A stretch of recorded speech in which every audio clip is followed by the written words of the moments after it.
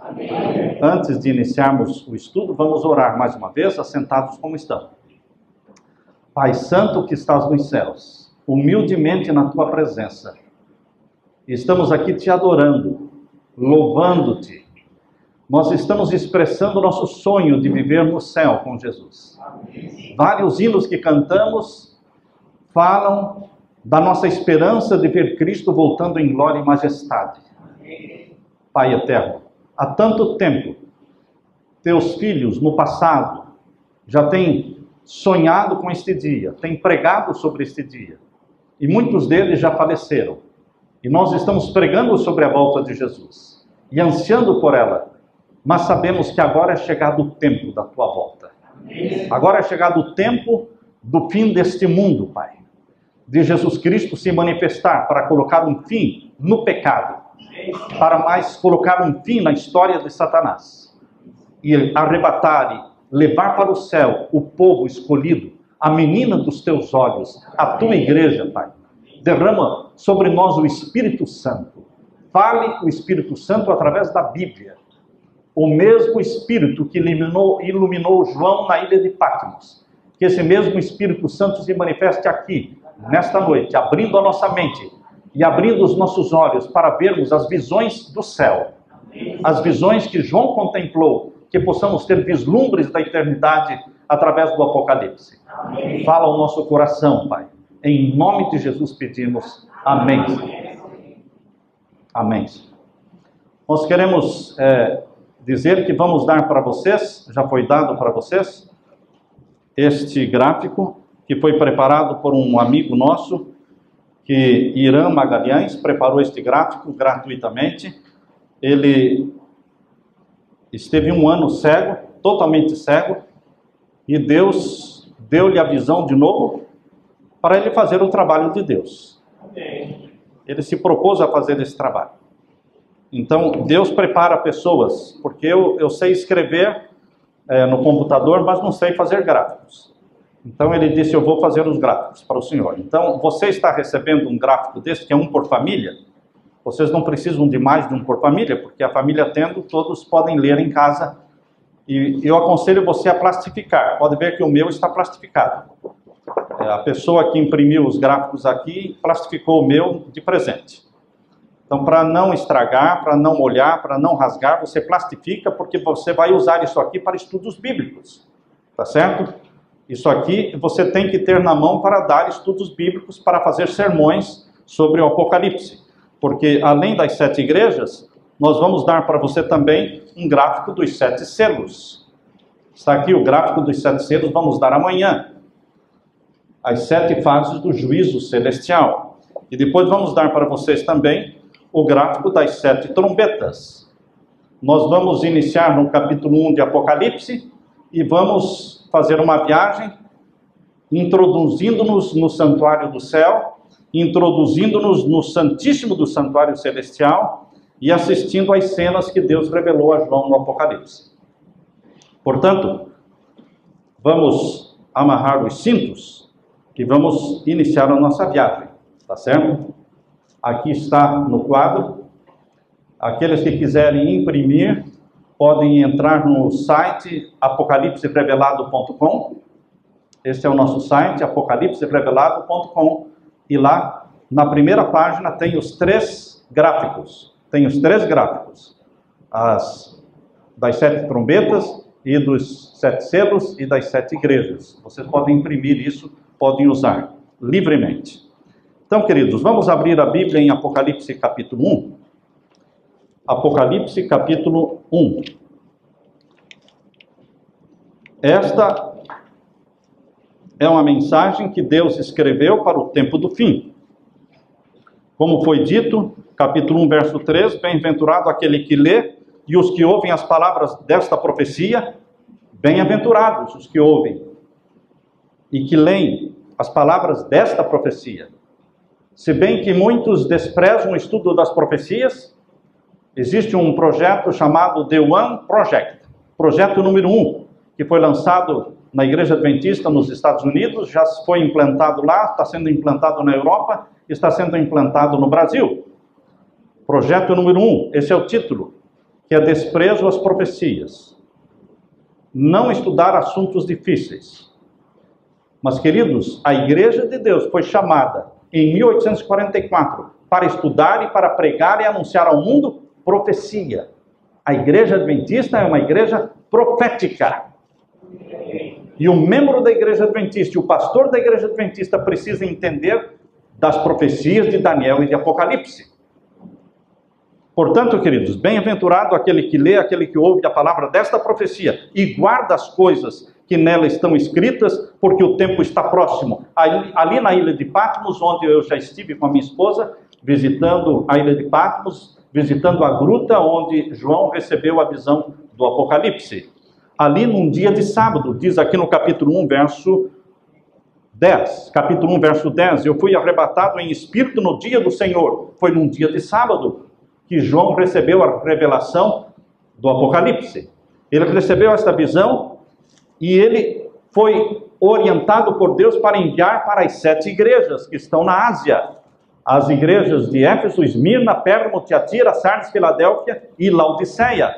Eram 7 igrejas literais que existiam, mas Deus usou estas 7 igrejas para representar a história do cristianismo durante a fase de Jesus Cristo no lugar santo do santuário celestial. Quando Jesus Cristo subiu ao céu no ano 31, ele morreu no dia 14 de Nisan do ano 31, estão vendo aqui? 14 de Nisan, debaixo da igreja de Éfeso, 14 de Nisan do ano 31, foi a morte de Jesus Cristo. Ele é a Páscoa, o Cordeiro Pascal. Jesus Cristo ressuscitou no dia 16 de Nisan, que é exatamente o dia da festa das primícias. Jesus não poderia ter ressuscitado no dia 15 nem no dia 17, porque lá em 1ª carta aos Coríntios, capítulo 15, diz que Cristo é a primícia dos que dormem. Se Cristo é a primícia dos que dormem, ele ressuscitou no dia das primícias. Mas uma multidão ressuscitou com ele. E essa multidão subiu ao céu com ele no dia das primícias, no dia 16, que foi no domingo. E essa multidão foi consagrada a Deus no santuário celestial, no lugar santíssimo do santuário celestial. Cristo apresentou o molho das primícias. Você pode ler isso naquele capítulo do Desejado de Todas as Nações, que fala sobre a ressurreição do nosso Senhor Jesus Cristo, onde Ellen White fala que ele ascendeu ao céu com aquela multidão e os anjos vieram adorá-lo. Ele disse: ainda não, deixe-me entrar até o meu Pai e apresentar o molho das primícias. Era o dia das primícias, dia 16 de Nisan, do ano 31. Agora, queridos, depois dele apresentar aquela multidão que ressuscitou com ele glorificada, o Pai aceitou o sacrifício do Filho, então eles voltaram à terra e permaneceram mais 40 dias na terra, aparecendo para muitos. Não somente Jesus aparecia, mas os santos ressuscitados com ele, glorificados, também apareciam. Por isso a Bíblia diz em Mateus capítulo 27, versos 51 a 53, que aquela multidão que ressuscitou com ele, glorificada, eles entraram na cidade santa, Jerusalém, e apareceram para muitos, incendiaram o fogo e o ânimo e a fé dos cristãos no primeiro século. Foram tão incendiados que esta fé cristã se espalhou pelo mundo e chegou até você, chegou até nós. Então, queridos, Jesus Cristo, a primícia dos mortos, depois de 50 dias, do dia 16, você conta 50 dias, e então veio a festa do Pentecostes. Foi quando Jesus foi entronizado no santuário do céu. O Apocalipse foi escrito para você entender o ministério sacerdotal de Jesus no santuário do céu. Só o povo adventista pode entender o Apocalipse, ninguém mais. Por quê? O Apocalipse está centralizado no ministério sacerdotal de Jesus no santuário do céu. A única igreja no mundo que prega sobre o santuário celestial e aceita o santuário celestial é a igreja adventista do sétimo dia. Quem não entende a doutrina do santuário celestial não pode entender o Apocalipse, porque o capítulo 1 de Apocalipse já mostra Jesus no santuário. Abra sua Bíblia no capítulo 1 e você pode ver no verso 12. Capítulo 1, verso 12. E virei-me para ver quem falava comigo, e virando-me, vi 7 castiçais de ouro. Os 7 castiçais de ouro representam o lugar santo do santuário celestial. Eu não preciso falar para vocês isto. que aqui está falando da visão que João teve de Jesus no lugar santo, não no Santíssimo. Quando Jesus subiu ao céu, ele iniciou o ministério dele no lugar santo. Por isso, ele foi visto andando no meio dos 7 castiçais de ouro. Diz aí o verso 13 agora.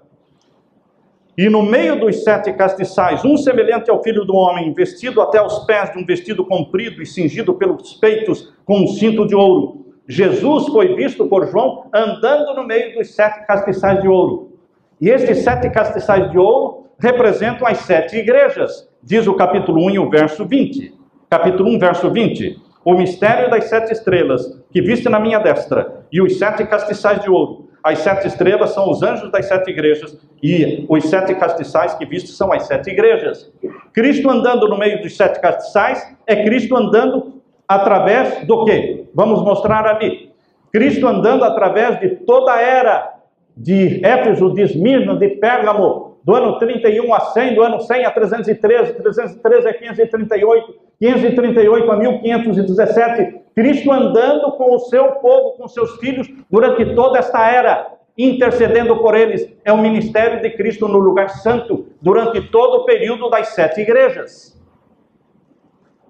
A profecia das 7 igrejas mostra o ministério sacerdotal e intercessório de Jesus no lugar santo do santuário celestial. Portanto, a visão dada por Deus a João na ilha de Patmos, ela nos introduz no céu. Ela transporta você para o céu. E você contempla cenas do céu, visões do céu.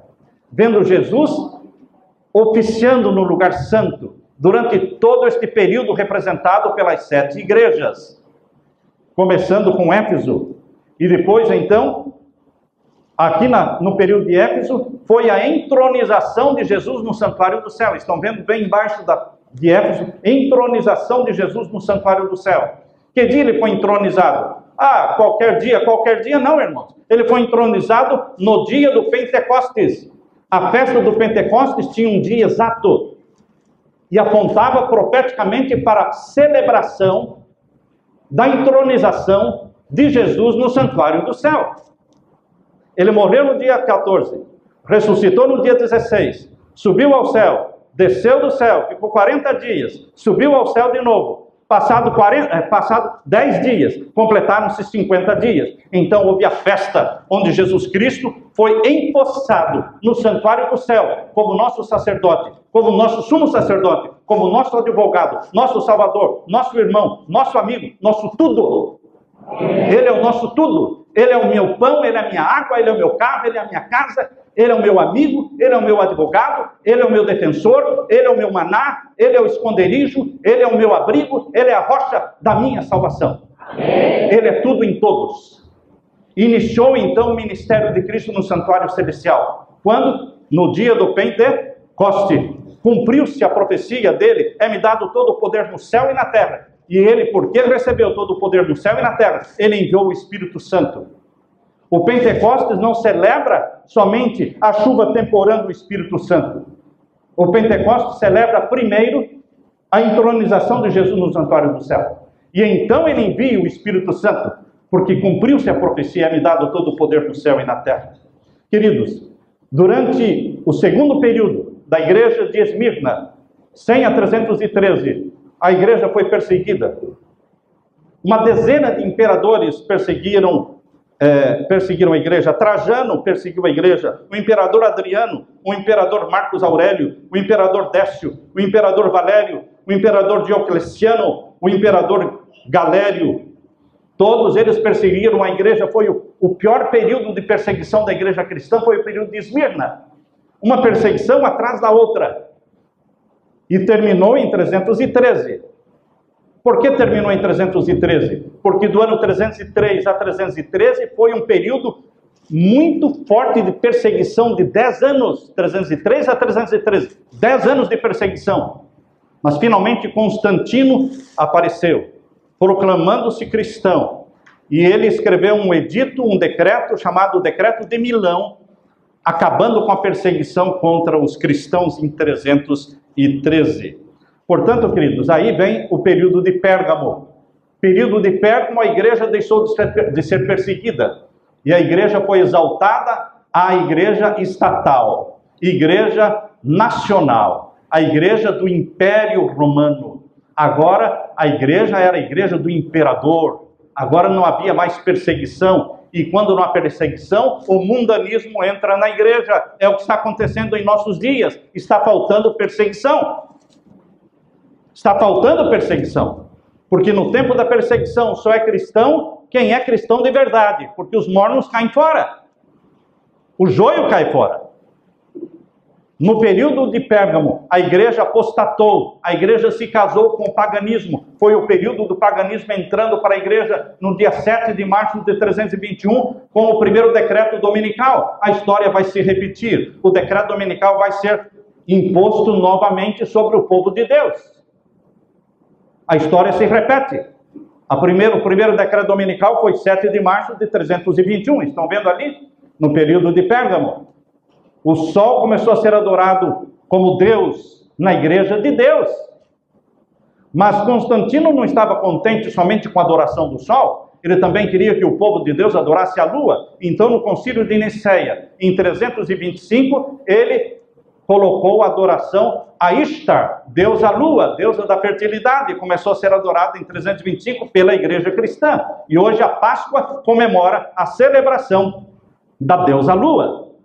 Eu sei que muitos cristãos comemoram a Páscoa, mas não é a Páscoa bíblica. Esta é a celebração à deusa lua.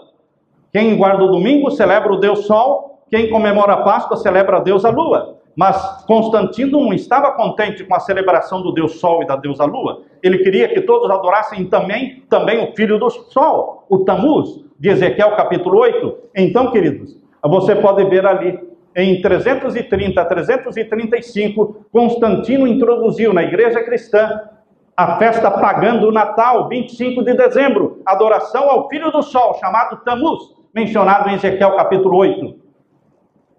Deus mostra ali em Ezequiel capítulo 8, dizendo para Ezequiel: veja esta leviandade. E Ezequiel viu o povo adorando dentro do santuário, dando costas para o oeste, inclinando-se para o leste, o nascente do sol, adorando Tamuz. A história se repete. Hoje a cristandade está adorando o Deus Sol, a deusa Lua e o Deus Tamuz. Queridos, aqui vemos então a destruição dos que faziam frente ao Vaticano, ao bispo de Roma. Vejam aí, 493, destruição dos Érulos, 496, conversão de Clovis, e agora vem a destruição dos vândalos em 534. Agora vem Tiatira, queridos, 538 a 1517. Está mostrando a história do cristianismo no período da Idade Escura, da Idade Média, a supremacia papal. Em 538 começou e foi então até 1798 a supremacia papal. Mas em 1517 começou a reforma protestante de Martinho Lutero. Portanto, você vê no período de Tiatira a destruição dos ostrogodos em 538, a supremacia papal começando em 538, matando os valdenses, matando Wycliffe, matando os albigenses, matando os huguenotes. Foi um período de matança aos cristãos, o período de Tiatira. Queridos, ali no período de Sardes, nós temos 1517 a 1798. Durante todo esse período que nós estamos vendo, Jesus Cristo estava oficiando no lugar santo do santuário celestial. Por isso João ouviu caminhando no meio dos 7 castiçais: eis que eu estou convosco todos os dias. Jesus estava com a igreja no passado, Jesus está com a igreja no presente. Só que Jesus não está mais no lugar santo. Ele esteve no lugar santo até 1844. Quando chegou o período de Filadélfia, vejam lá, o período de Filadélfia, amor fraternal, é o período da festa das trombetas. Nós vimos no período de Éfeso, a festa da Páscoa do Santuário Celestial, foi a morte de Cristo no Calvário, certo? A festa das primícias do Santuário Celestial foi a ressurreição de Cristo com aquela multidão que ressuscitou com ele. A festa do Pentecostes do Santuário Celestial foi a celebração da entronização de Jesus no Santuário do Céu e a o derramamento do Espírito Santo. Agora, passaram as festas do início do ano. Agora vem as festas do final do ano. As festas sagradas do Santuário Celestial, no final do ano. Ela começou na igreja de Filadélfia. A festa das trombetas começava no primeiro dia do 7º mês e durava 10 dias. Eram 10 dias de festa. Portanto, foram 10 anos a festa das trombetas. No tempo de Filadélfia, durou 10 anos. Foram 10 anos pregando a volta de Cristo. Vocês lembram quem foi usado por Deus para anunciar no mundo todo? Vejam ali debaixo de Filadélfia. Temos aqui, olha, no 1804, Sociedade Bíblica da Inglaterra foi formada. 1807, Robert Morrison foi enviado como missionário. 1810, Manuel Lacunza publicou seu livro sobre a volta de Jesus. 1812, Adoniran Judson foi enviado como missionário. 1816, Sociedade Bíblica Americana. A Bíblia foi desacorrentada, a Bíblia foi libertada e o Evangelho começou a se expandir no mundo, preparando o mundo para o que iria acontecer em 1844. José Wolff, missionário, 1821. Edward Irving, na Inglaterra. Guilherme Miller, nos Estados Unidos. 1831, ele começou a pregar. David Livingstone, na África. Hudson Taylor, em Burma. Queridos, esta foi a festa das trombetas, preparando o mundo para aquilo que aconteceria em Laodiceia, em 1844. 10 dias, que representam 10 anos da festa das trombetas. E agora, no dia 22 de outubro de 1844, chegou a festa da expiação. A festa da expiação do Santuário Celestial foi no dia 22 de outubro de 1844. Até ali, Cristo estava oficiando no lugar santo do Santuário Celestial. Mas neste dia 22 de outubro de 1844, Cristo entrou no lugar santíssimo. Ele não entrou pela primeira vez no Santíssimo, irmãos.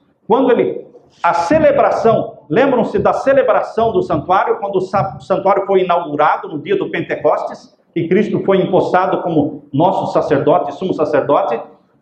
Aquilo ali aconteceu no lugar santíssimo do Santuário Celestial. Quando você lê a história do santuário terrestre, você descobre que Moisés construiu o santuário. Mas antes de inaugurar o santuário, eles tiveram que ungir o santuário.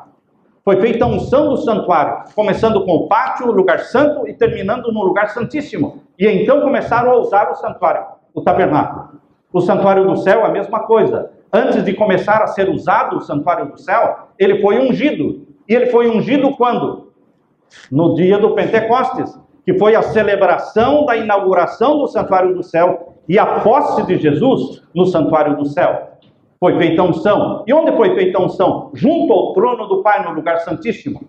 Então muitos ficam espantados pensando que Jesus só entrou no Santíssimo em 22 de outubro de 1844. Não, queridos. Ele entrou antes na presença do Pai, para ungir o santuário. Agora, para iniciar o juízo, ele só entrou 22 de outubro de 1844. Ele não iniciou o juízo antes. Como nosso sumo sacerdote, para dar início ao juízo investigativo, ele entrou na presença do Pai no Santíssimo no dia 22 de outubro de 1844, como nosso sumo sacerdote. Ficou claro esse ponto?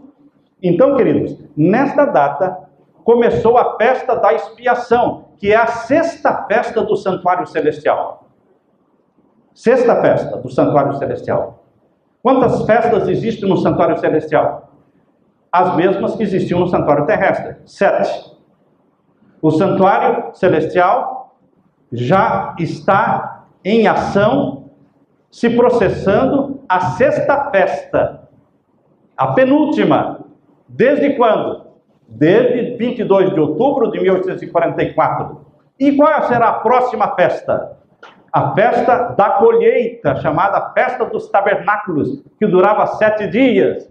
É aquela festa da volta de Jesus, quando nós ascenderemos ao céu em 7 dias, ascendendo ao céu. Por 7 dias, Ellen White viu o povo de Deus sendo arrebatado para o céu, e numa viagem que durou 7 dias em direção à Nova Jerusalém. É a festa da colheita. terminada a festa da expiação, fechada a porta da graça, Jesus Cristo então planeja descer à terra para buscar o seu povo, colher o trigo e levar para o céu esse trigo precioso comprado pelo ouro do sangue do nosso Senhor Jesus. Queridos, nós estamos hoje na sexta festa do Santuário Celestial, desde 1844, a festa da expiação, que é o juízo celestial. Estão vendo ali? Povo do juízo, Laodiceia. Você não está mais no lugar santo do Santuário Celestial. A visão do Apocalipse o introduz agora numa porta aberta. Abra sua Bíblia agora no capítulo 4, verso 1. Capítulo 4, verso 1. Deus agora introduz o povo de Laodiceia através de uma porta aberta. E essa porta aberta que Deus mostrou para o povo de Laodiceia, para o povo do juízo, é a porta do Santíssimo aberta, para que o povo de Deus tivesse vislumbres dessas visões celestiais e contemplasse dentro do Santíssimo, contemplasse as cenas que ocorrem dentro do Santíssimo, vendo um trono maravilhoso onde está sentado o Pai, e vendo 24 outros tronos onde estão assentados 24 anciãos. De onde esses 24 anciãos? 24 anciãos que foram escolhidos daquela multidão que subiu ao céu com Jesus no dia das primícias. Aquela multidão que subiu ao céu com Jesus no dia das primícias, Deus escolheu 24 anciãos que se assentam em tronos e vão participar do juízo celestial. Estão cercando o trono de Deus na sala do tribunal celestial. Por isso diz aqui no capítulo 4, verso 1.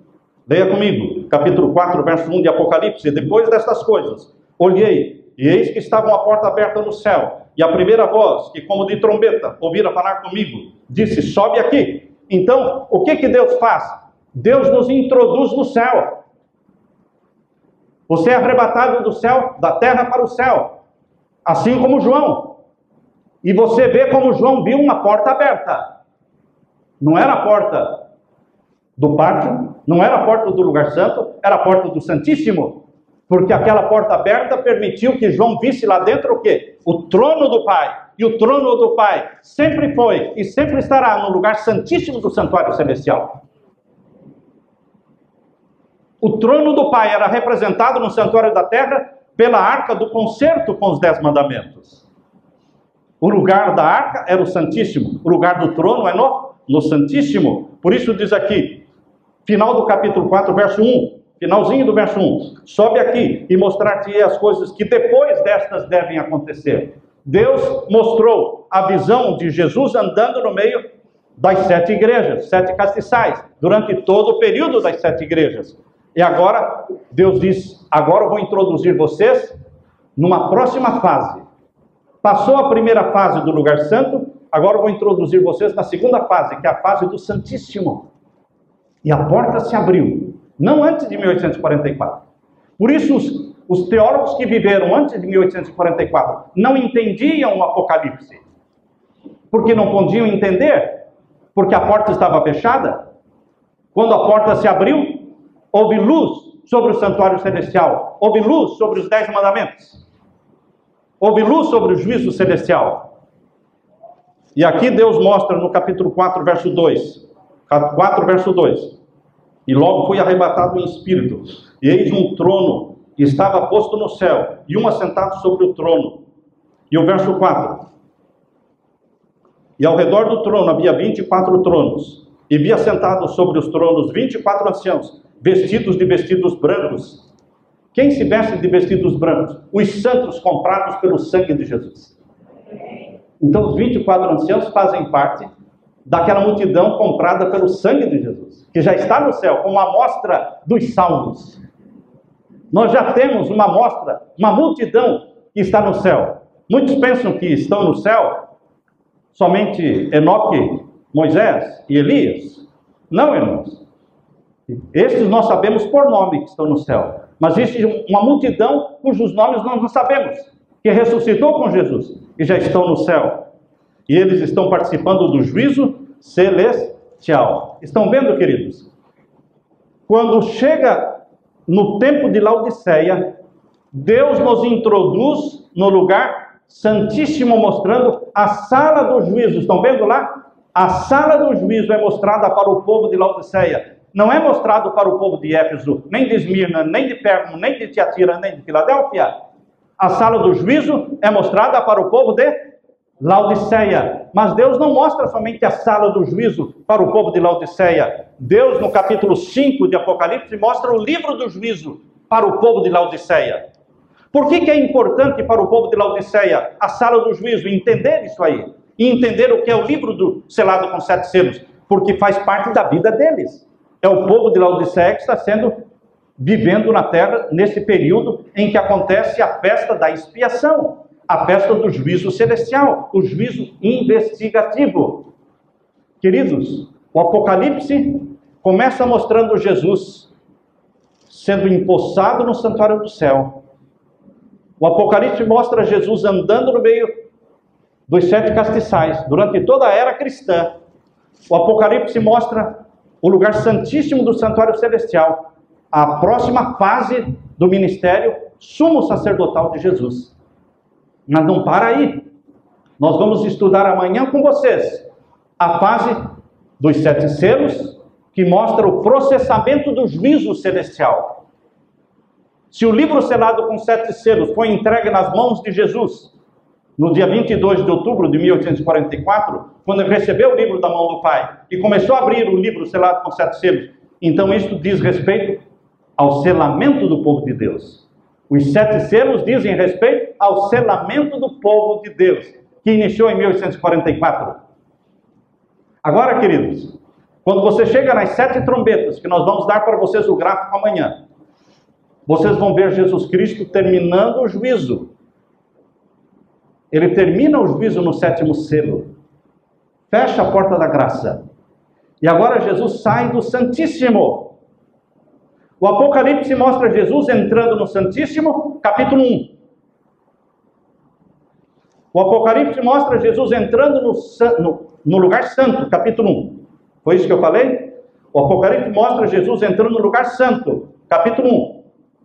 O Apocalipse mostra Jesus entrando no Santíssimo, capítulo 5, verso 7. Vamos ler. Capítulo 5, verso 7 de Apocalipse. Mostrando Jesus entrando no lugar santíssimo. Vamos ler o verso 5 e depois o verso 7. Verso 5 primeiro. E disse-me um dos anciãos: não chores, João. Eis aqui o leão da tribo de Judá, a raiz de Davi, que venceu para abrir o livro e desatar os seus 7 selos. E o verso 7. E veio e tomou o livro da destra do que estava sentado no trono. Onde é que Jesus foi para pegar o livro da mão do Pai? Ele estava sentado no trono. E o trono representa o Santíssimo do Santuário Celestial.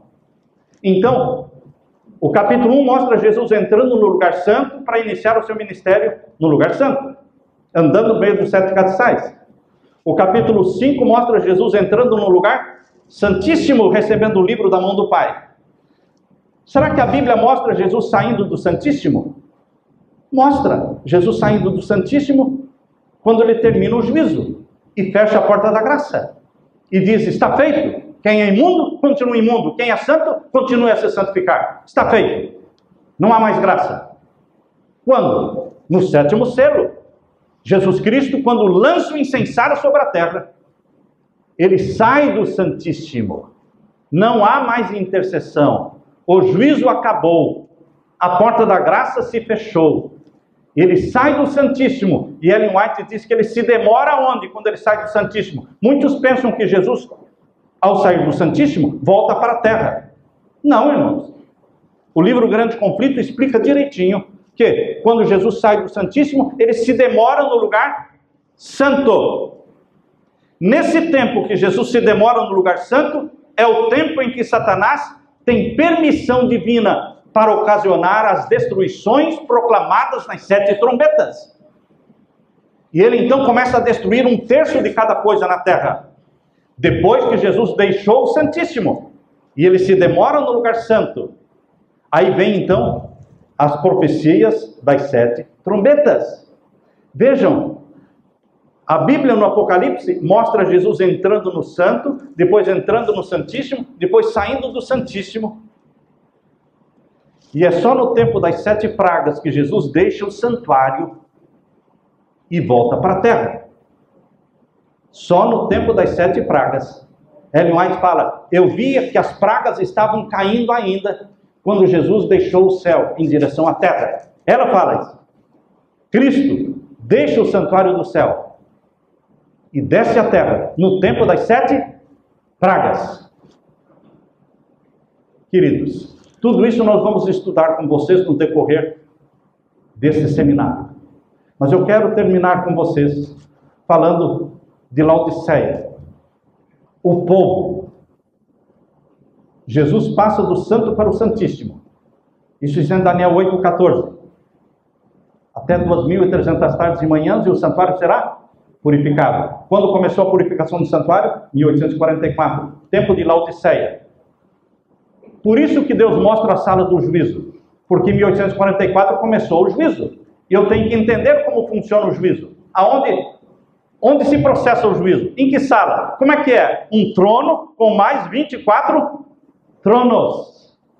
É uma coisa linda. Quando Daniel viu esta visão, ele viu com menos detalhes. Em Daniel capítulo 7, versos 9 e 10. Capítulo 7 de Daniel, versos 9 e 10. Ele viu tronos. Mas não disse quantos tronos. Mas falou tronos no plural. Agora, a visão de Apocalipse fala quantos tronos são. É um trono mais 24 tronos, formando um total de 25 tronos. Daniel viu também, abriram-se os livros, mas não diz quantos livros. Está lá em Daniel capítulo 7, verso 9 e 10. Abriram-se os livros e iniciou-se o juízo. Mas ele não fala quantos livros. Em Apocalipse tem mais detalhes. Jesus Cristo, começa a abrir um livro que na realidade são 7. Um livro que na realidade são 7 tomos, 7 volumes. O livro selado com 7 selos são 7 volumes. Cada volume está selado com um selo. E ele abre individualmente, um por um.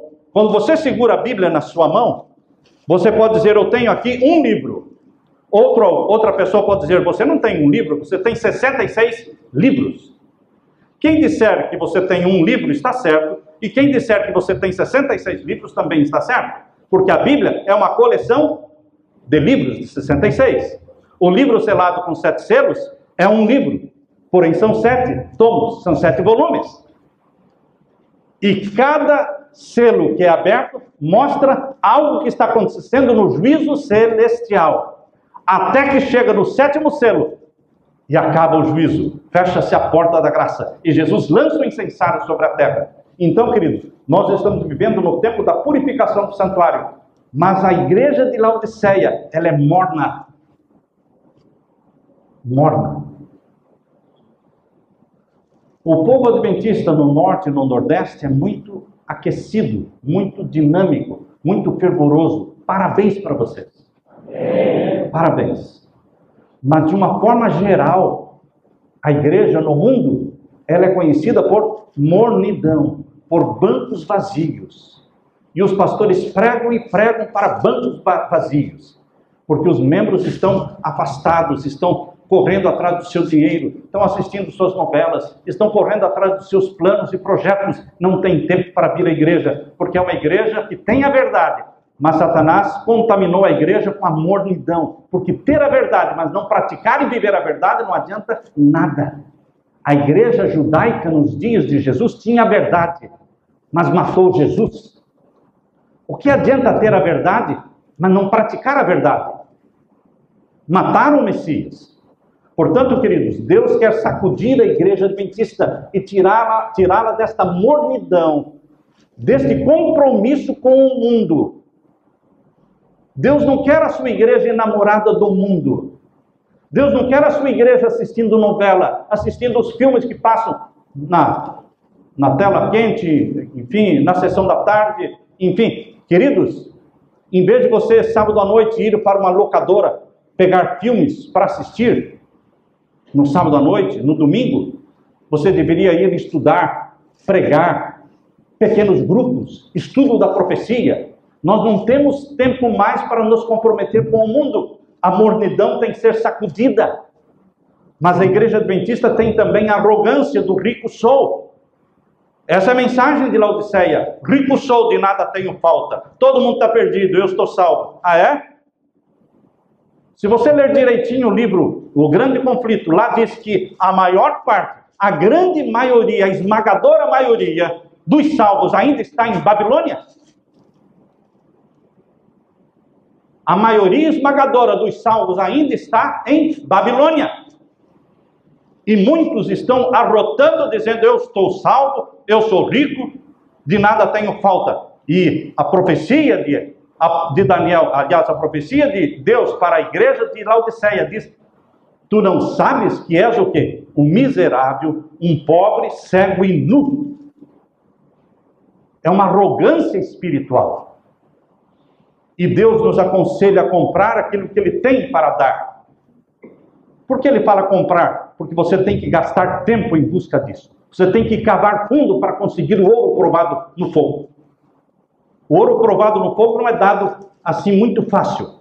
Você tem que cavar fundo na palavra de Deus para encontrar o ouro provado no fogo. E Deus vai te dar esse ouro. Mas te custa tempo, esforço, jejum, lágrimas, em busca do ouro provado no fogo. E o que mais? Vestes brancas.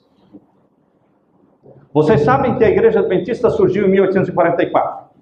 E vocês sabem também que 44 anos depois que ela surgiu, ainda estavam brigando porque não aceitavam que a salvação fosse através da justiça de Cristo. Na conferência de Minneapolis, em 1888, a briga foi essa. Tinha os legalistas que queriam que a salvação era pelas obras e tinha aqueles que acreditavam que a salvação era pela fé em Jesus Cristo. Jones, Wagner e Armand White estavam pregando a salvação pela fé em Jesus Cristo. As vestes brancas que nos salvam, que cobrem a nossa nudez causada pelo pecado. Mas tinham aqueles que estavam, todos os pioneiros e líderes da igreja estavam ao lado do legalismo. Mas depois de alguns anos eles se arrependeram e aceitaram a justiça de Cristo. Mas queridos, hoje ainda existe muito legalismo. Mas Deus quer nos convencer de que o que nos salva é a justiça de Cristo. São as vestes brancas e o colírio do Espírito Santo.